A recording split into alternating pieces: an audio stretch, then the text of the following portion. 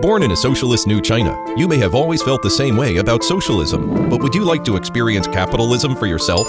You don't have to take a flight to the other side of the ocean with your eyes red and swollen. You can experience it in our own home. At present, the mainland China implements the socialist system, while Taiwan, Hong Kong, and Macau implement the capitalist system, which is commonly known as one country, two systems. How can one country have two systems? We're not the first to eat crabs in China. Since the Western Han Dynasty, a protectorate was set up. In the Yuan, Ming, and Qing dynasties, chieftains were granted. They have always followed the principle of balance between national unity and local autonomy, since China has always had a large territory, a large population, and a mixed national conditions. We dare not be rigid and dogmatic in everything. We should analyze specific problems on a case-by-case basis. Now let's make a concrete analysis of China's one country, two systems.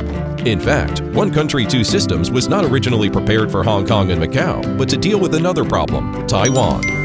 In 1949, after the victory of the War of Liberation, the Kuomintang retreated to Taiwan. Before the PRC could liberate Taiwan, the Koreans went to civil war first. In this fight, the United States took the opportunity to intervene with its 7th Fleet entering the Taiwan Strait, and the liberation of Taiwan could only be put on hold first. In the mid-1950s, our socialist transformation and large-scale economic construction needed a peaceful and stable environment, and peaceful liberation of Taiwan became a new fashion. As a result, the United States had time to stir up trouble in cross-strait relations. If this can be tolerated, what cannot?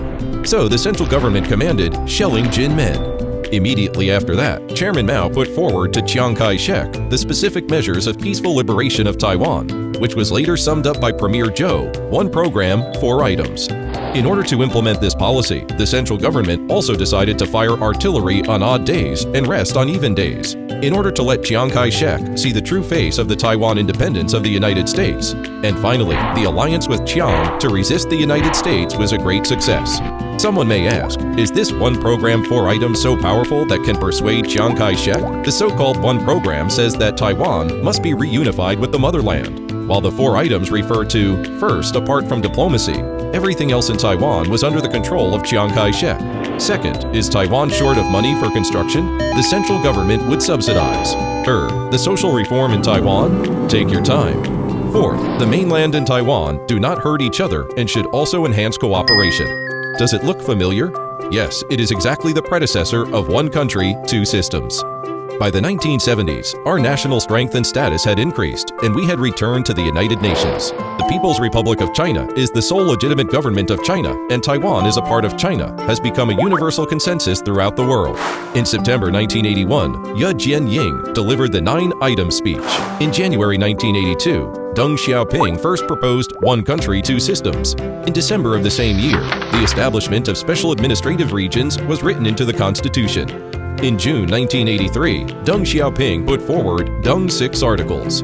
One country, two systems became China's basic state policy in 1985. Peaceful reunification, one country, two systems, has become not only the basic principle for resolving the Taiwan issue, but also our basic principle for realizing national reunification. At this time, Hong Kong and Macau hitched a ride on one country, two systems.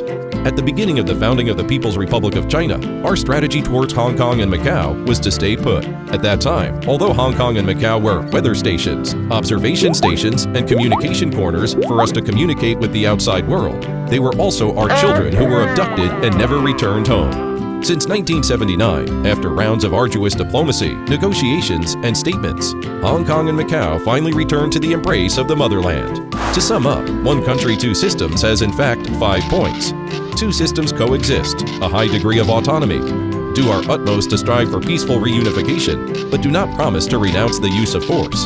The hopes to resolve the Taiwan issue and realize the complete reunification of the motherland are on the Taiwan people. And everything can be discussed, but this matter can never be discussed. There is only one China. The smooth return of Hong Kong and Macau, the formal implementation of the framework of one country, two systems, reflect the adherence to the one China principle, the respect for the differences between the two systems, the respect for the special history and environment, and the respect for the principle of Hong Kong people ruling Hong Kong and Macau people ruling Macau. With the greatest tolerance and selfless attitude, the mainland is backing Hong Kong and Macau. The 15 years since Macau's return to China are the fastest developing period in Macau's history. In the two financial crises of 1998 and 2008, we did not hesitate to stand up for Hong Kong. In 2008, the three links across the Taiwan Strait were basically realized. So do you want us to stand up for you, Taiwan?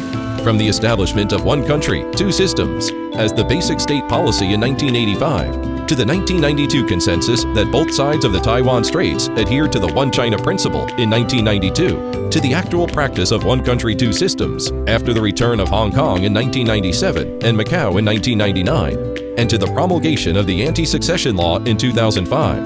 This basic state policy of ours has gone through many years of ups and downs.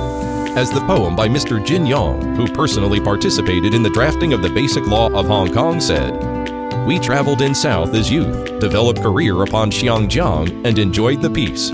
No need to care about praise and blame, because the centennial events of the nation are more important.